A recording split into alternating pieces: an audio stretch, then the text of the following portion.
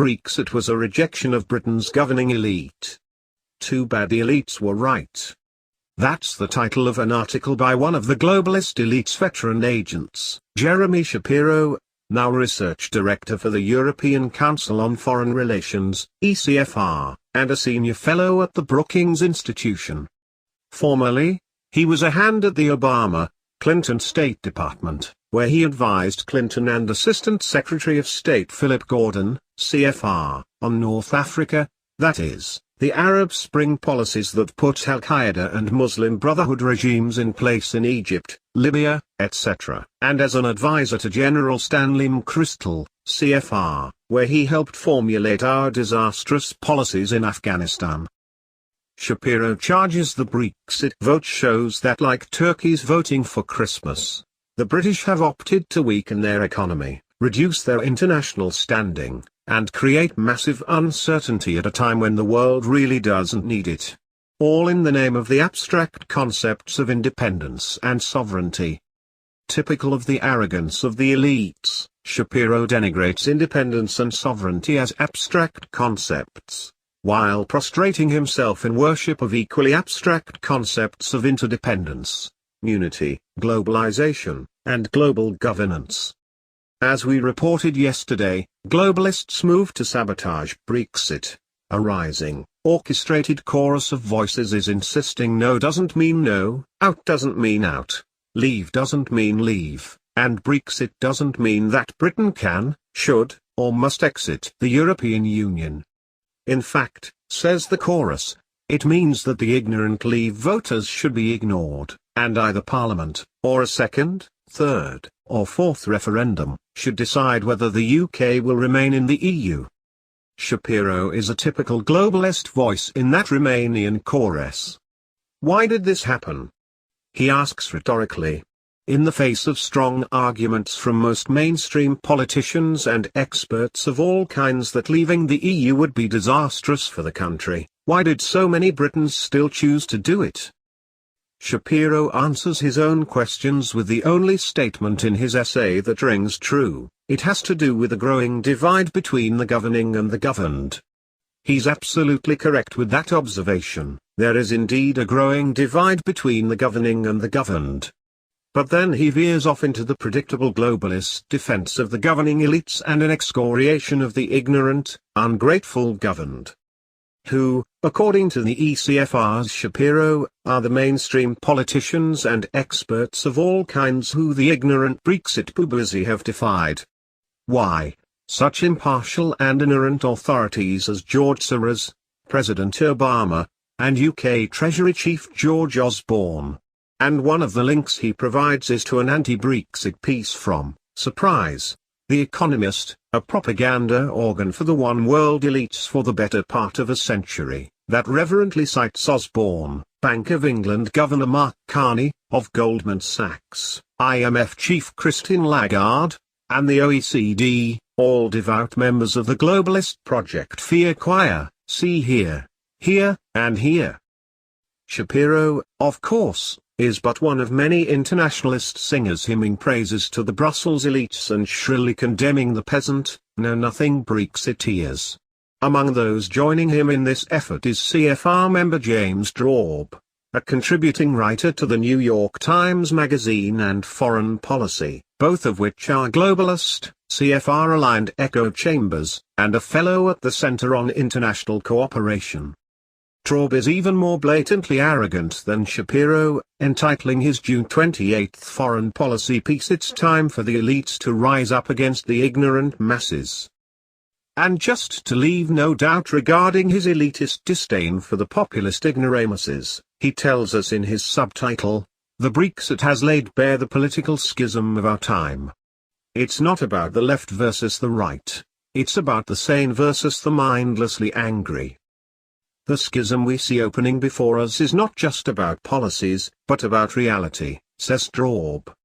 The Brexit vote won, he declares, because the ignorant people believed the lying and cynical Brexiteers.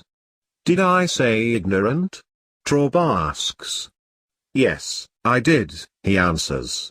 Then continues, It is necessary to say that people are deluded and that the task of leadership is to undelude them. Is that elitist? Maybe it is. Maybe we have become so inclined to celebrate the authenticity of all personal conviction that it is now elitist to believe in reason, expertise, and the lessons of history. The elite denizens of the globalism/one worldism/world government camp have come out in force to decry the peasant uprising and to argue that the Brexit vote, which they had previously declared would be irreversible, when they were confident they would win, should now be reversed. The globalist insiders of the Council on Foreign Relations, CFR, Chatham House, formerly known as the Royal Institute for International Affairs, RIA, Brookings Institution, Trilateral Commission, Bilderberg, World Economic Forum, WEF, Aspen Institute, and the like, are at pains to insist that not only is it possible and desirable to ignore and reverse the results of the Brexit referendum, but it is absolutely essential to do so. Some members of this choir of organized internationalists bellow in belligerent tones like Shapiro and Traub, while others coo in softer, more reasonable and conciliatory tones, aiming at different audiences, but united in the same purpose. Here are some of the prominent bellowers and cooers in the Romanian chorus. Benes Bernanke, following his calamitous stint as chairman of the Board of Governors of the Federal Reserve System, Bernanke joined the Brookings Institution as a distinguished fellow in residence. The key post-Brexit focus, the challenge for European leaders, he says, must be to keep the EU's overall integration process on track while finding ways to meet the concerns of potential leavers. He sees the migration issue as an area where EU authorities may have to make some concessions to UK peasant concerns. Any concessions in this area would, of course, be cosmetic, temporary, and disingenuous, designed to appease Leave voters without jeopardizing the overall integration process. George Soros, in addition to penning a number of pro-Remain articles and providing generous funding to the anti-Brexit side, the billionaire investor, currency manipulator, and CFR member/donor, joined a number of prominent fellow one-worlders in signing the pro-EU/anti-Brexit declaration entitled "The World Will Not Stop," a statement from leading Europeans, promoted by the European Council on Foreign Relations, ECFR. Peter Sutherland, a leader of the Trilateral Commission, Bilderberg Group, ECFR, Chatham House, Goldman Sachs, and a former EU commissioner, Sutherland is the United Nations Special Representative for International Migration, and is largely responsible for the disastrous refugee migration tsunami that is swamping Europe and fanning the flames of Brexit fever across the EU. However, far from showing any contrition for his role in the migration crisis, the ardent Europhile has been arrogantly defiant in press statements and media appearances. Leaving the EU, he declares, would be an act of insanity. Following the Brexit vote, the master of dissection and dissimulation tweeted, "The disaster of Brexit should consign its advocates to an ignominious place in history. They misled everyone and the media let them do so." Richard Haass, as president of the Council on Foreign Relations, Haass is an outspoken opponent of Brexit and a devotee of European political and economic integration, as a regional stepping stone to world government. Appearing on CNBC following the vote, he declared the Brexit is playing with history, and people are going to look back on this and they're going to say, this was a colossal mistake. The Brexit vote shows the danger of governing by referendum, Haass argued. People went to the polls without the full understanding of the consequences of what they were setting in motion. What's more, he warned, you'll have people in the right in France calling for Frexit. Yes indeed, and an exit for the Netherlands, a Swexit for Sweden, and Oxit for Austria, etc. Alan Phillips, editor of the Chatham House blog The World Today, Phillips expressed the shock of many of the globalist elites. His Brexit, The Unthinkable Has Happened, published the day after the Brexit vote, notes, on Thursday British voters humbled the leaders of the established parties by opting to leave the European Union. At the same time they spooked the financial markets, which had convinced themselves, in fit of groupthink, that Remain would win the day.